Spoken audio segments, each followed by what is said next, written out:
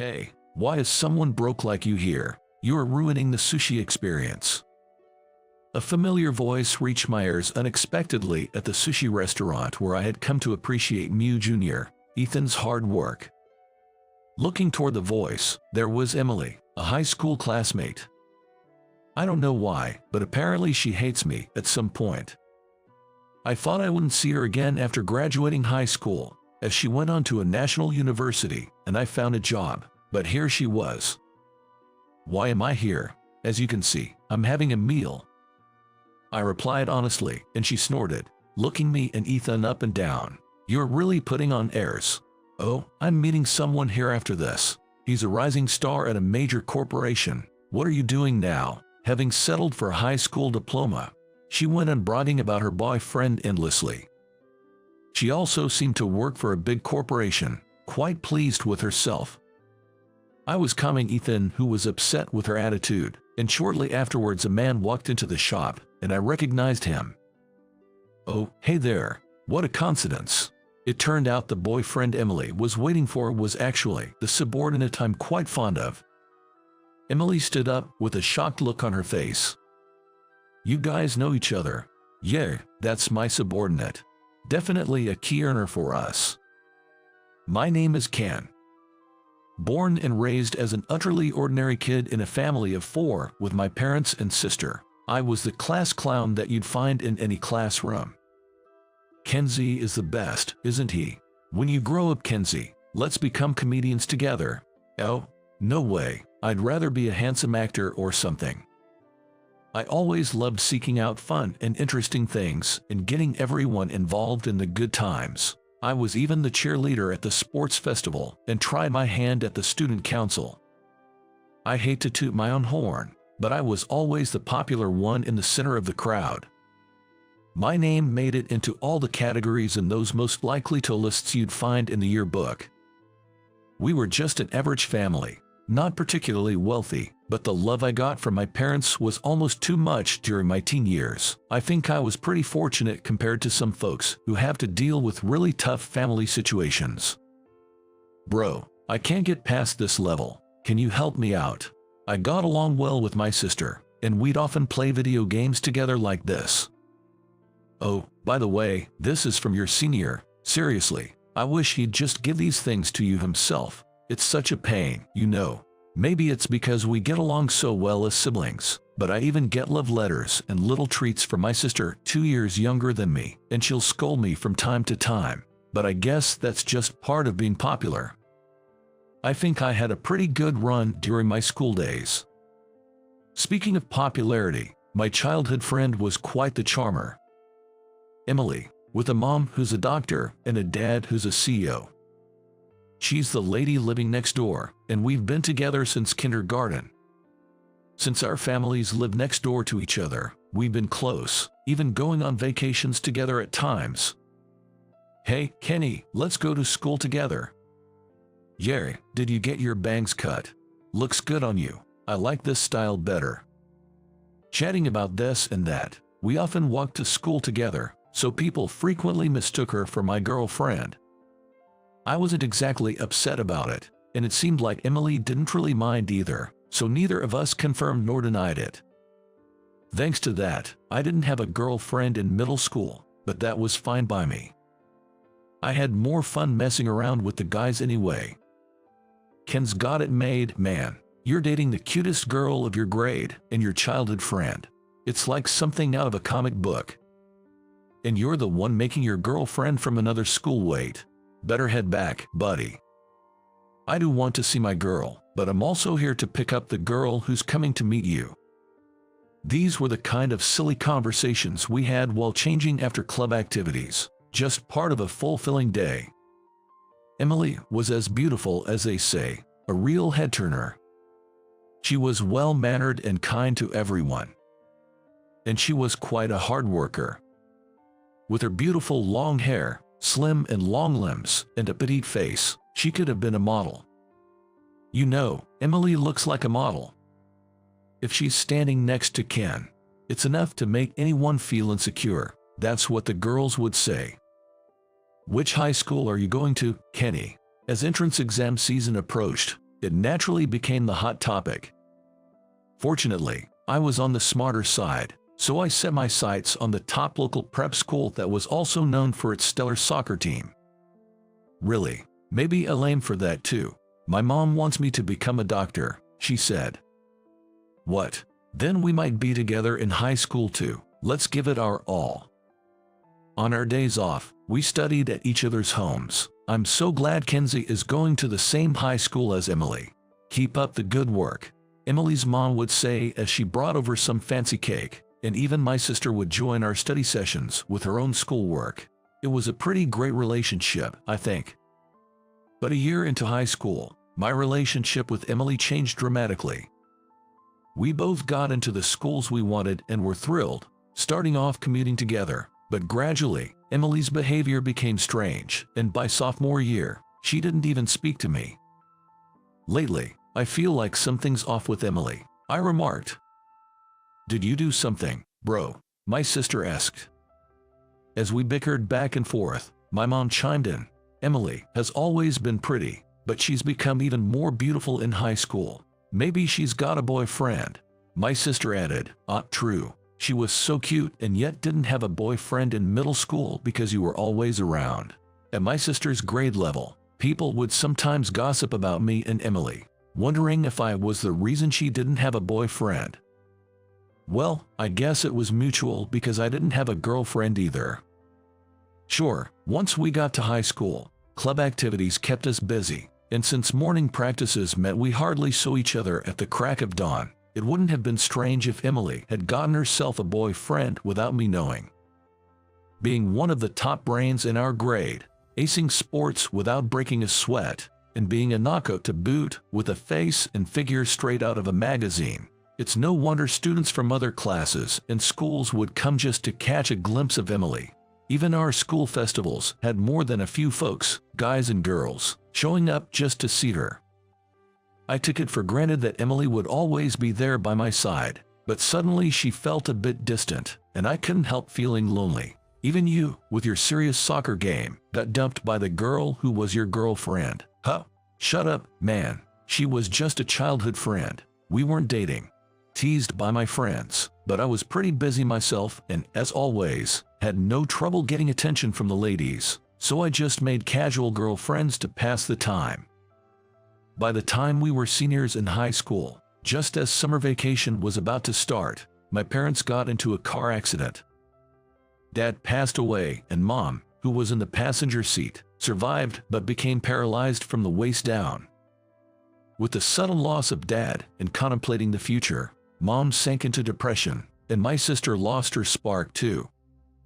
We received a fair amount of insurance money, but with Mom having been a stay-at-home mom and now facing the challenges of paralysis, getting a regular job seemed unlikely. The reality is harsh, given the need for rehabilitation and assistance. I'm not going to college, I'm going to work. When I told my family, they reacted, "Why on earth would you do that? After attending such a good high school, you're going straight to work." I'm sorry, it's because I ended up like this.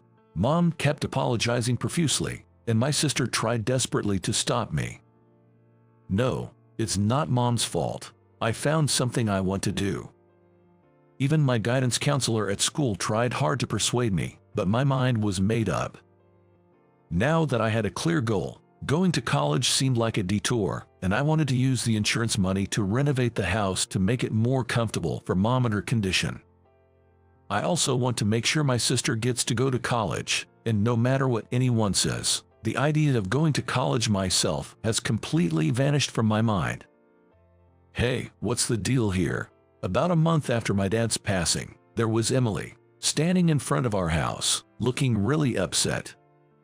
What do you mean by what's the deal? Did I do something to you? Her recent attitude of ignoring me had irked me a bit, so I replied somewhat defensively. You're planning on getting a job instead of going to college. Whether she'd heard it from someone or my sister had asked her to persuade me, Emily was laying into me with fiery anger. That's ridiculous. Completely unthinkable. You're settling for just a high school diploma in a world where everything is judged by your education. You want to give up on life. You're going to regret it for sure. Feeling a bit sad that this was the first conversation with my childhood friend after such a long time, I let out a sigh. Emily suddenly looked down, taken aback. I'm really sorry about your father, but there are scholarships, and if that's still not enough, I'll ask my dad to prepare some money. With your brains, you could go to a state college, so why won't you? The look on Emily's face was terribly somber. Listen, Emily, I made this decision on my own. There's something I want to do. What about you? First, you avoid me, and now you ambush me just to say this.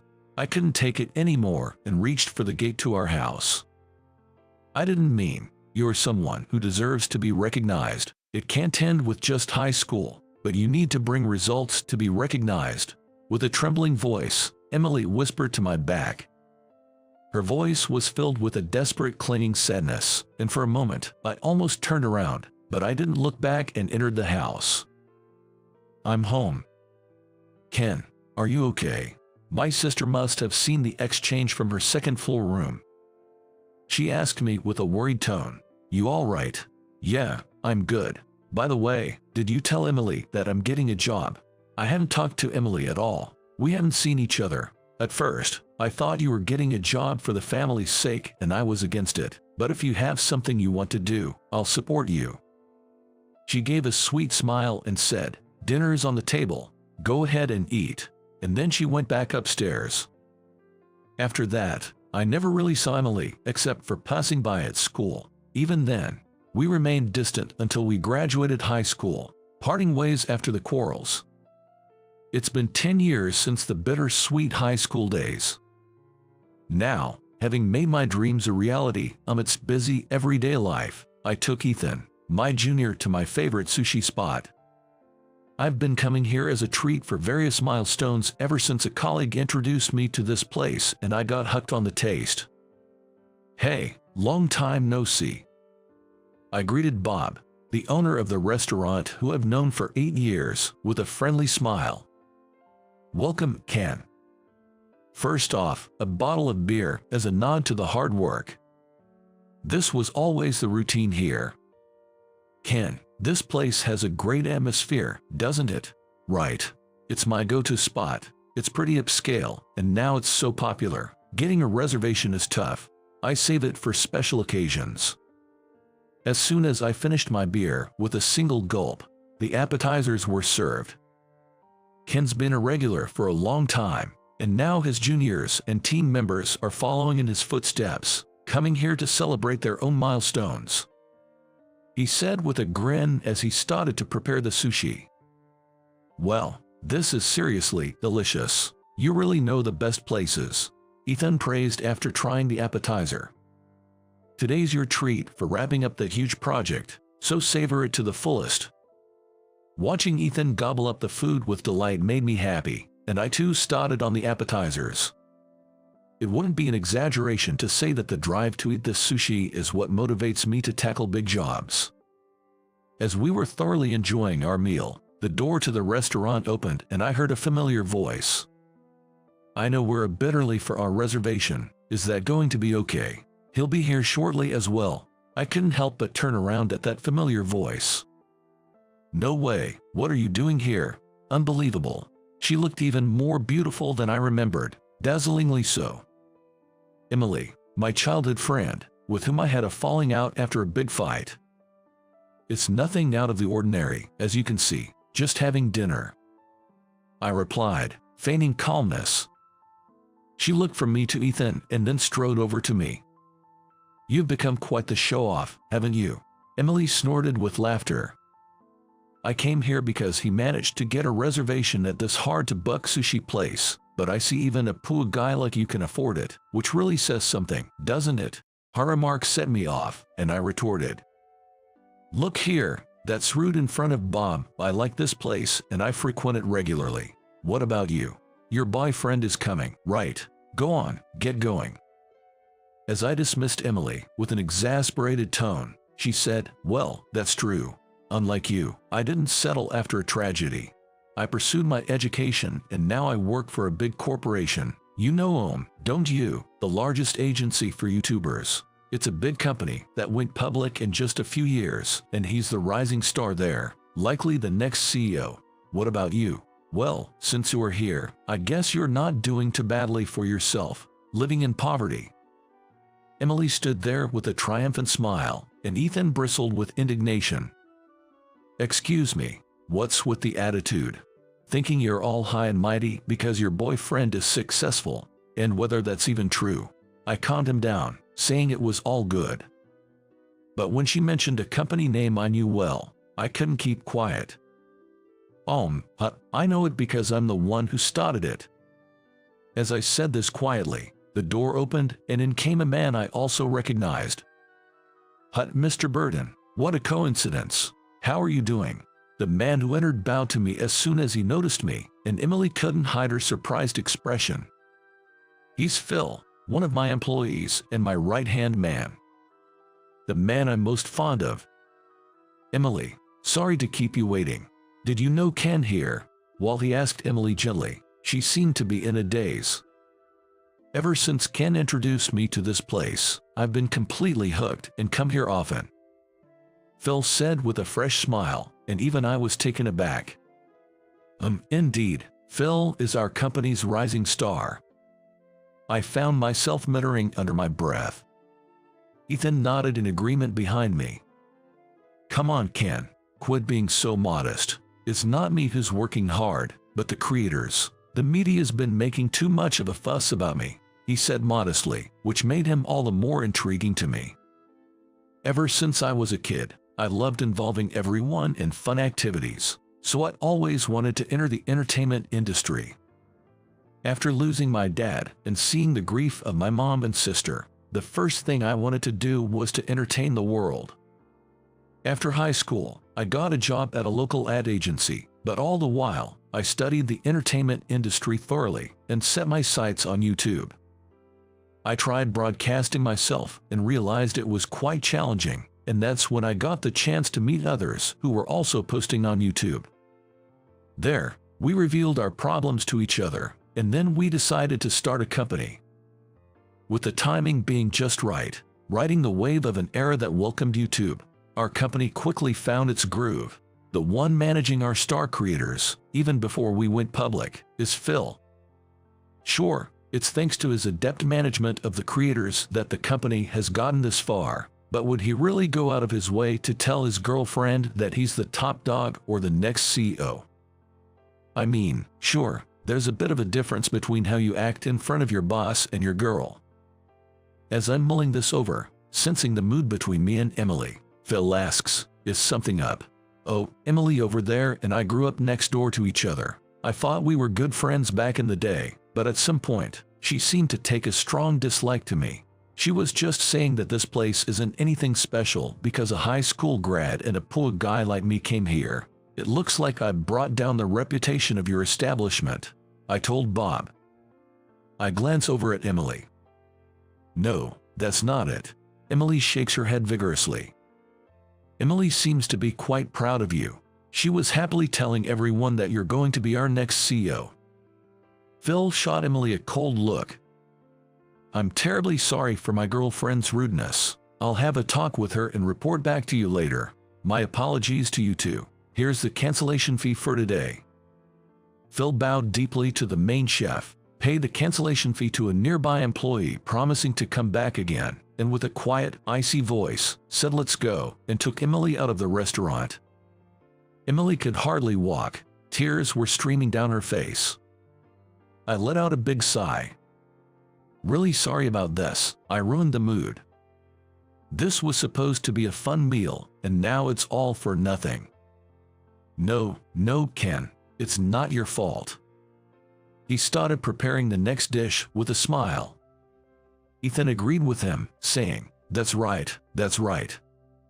But it's surprising.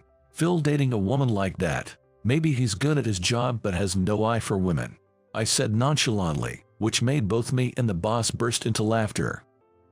No, she used to be a real sweetheart back in the day. I guess she changed after high school. I drank my lukewarm beer, reminiscing. That's not something you should say, Bob said with a laugh. With a puzzled look, Ethan said, sorry about that, while scratching his head and ordered a hard seltzer.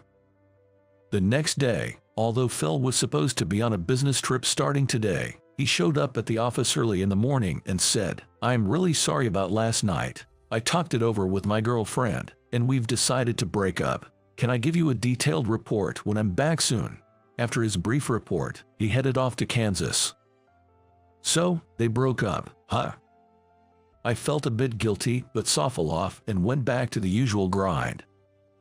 2 days later, I met up with Phil at a cafe near the office after his trip. "Sorry to keep you waiting." Rushing into the cafe where I was waiting, Phil looked noticeably brighter. "Phil, you look beat. You didn't have to rush." "No, I wanted to talk to you as soon as possible. Listen to this. You thought Emily disliked you, right? Turns out, she was just jealous of your awesomeness.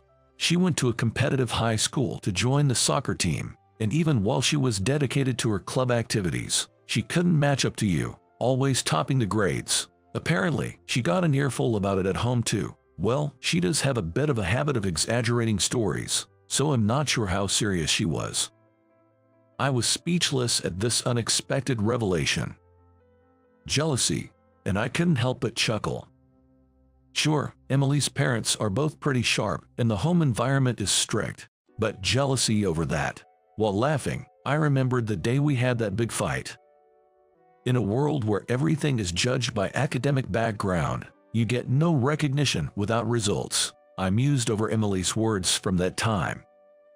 Actually, she might not be completely wrong. Emily's mom had always dreamed of her becoming a doctor, and given that it was a prep school, they had plenty of mock exams. Maybe Emily was feeling cornered, too, having the reality of her chances at specific dream schools confronted by those mock exams. And get this, the worst part. She told me she was only with me because I'm the rising star of the company featured in magazines. She never saw past my resume and title. I really loved her, you know, and the whole future company president thing was all Emily's doing, assuming it was a given because I'm the frontrunner. As Phil shared this, he looked a bit forlorn. He definitely lacks a knack for judging character. I recalled the face of Ethan at the sushi restaurant. Oh, and she also said, "It's not fair. You're beloved and popular. Your parents don't force their ideals on you, really. Who are you?" I just smiled wryly as Phil took a sip of his coffee. "I'm nothing special, just thankful to my folks, I guess. The company is what it is today thanks to you and the other creators, after all." That was indeed true. I had just been doing what I could at the time. "Oh, you used to date Emily back in the day. Seems like she's still head over heels for you. She said she can't forget him." Phil looked at me with a sly grin as he spoke. I responded, "We didn't date, but yeah, I guess I liked her too until we had that big fallout. 3 years have passed since then, and I was out on a date with my wife. We get married after dating for about 2 years, and now there's a new life blossoming in her belly. We came shopping today for a little change of scenery before the baby comes. Hey Molly, this place is known for its variety of decaf herbal teas. I saw it on Instagram. Let's take a break." Despite her growing belly making it tough to walk, my wife had been on her feet a lot today, so to give her a break, we stopped by a cafe. "What'll you have?" "I'll grab it, you sit down." I picked up drinks for both of us and headed back to my wife, only to unexpectedly spot Emily sitting nearby. Oh, it seemed Emily had also noticed me. We both greeted each other at the same time. "It's been a while." "You too." Emily, smiling softly, seemed to have reverted back to her old middle school aura.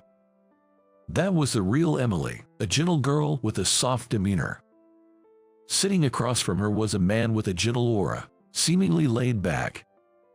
"I'm getting married to this guy next week. I regret what happened back then. That's why I want to cherish someone who really faces me for who I am." Emily was looking straight at me. "Kenny, you haven't changed at all. That's your wife, right? You both seem really happy. I wonder if I can make someone as happy as Kenny. Look in front of you. At least the guy you're with right now seems happy to be with you, doesn't he? That's what counts. You've got your own family to think about now." Emily's boyfriend nodded in agreement. Well, I gotta get back to my wife. Wish you all the happiness. Nodding briefly to her boyfriend, Emily grabbed my hand as I was returning to my wife. She pulled me closer and whispered in my ear secretly. Keep it a secret, but I've always had a crush on you, Kenny. Emily, with a mischievous smile, made my heart skip a beat, but I didn't say anything. In my heart, I responded, I liked you too. Getting back to my wife, she grinned and asked, she's pretty, isn't she? That's my first love. Got dumped by her a long time ago, though. My wife smiled broadly, and I handed her the drink I had bought earlier. Heh, I got a little jealous. Don't look at other women, okay? She playfully pinched my cheek and pouted, looking so endearing.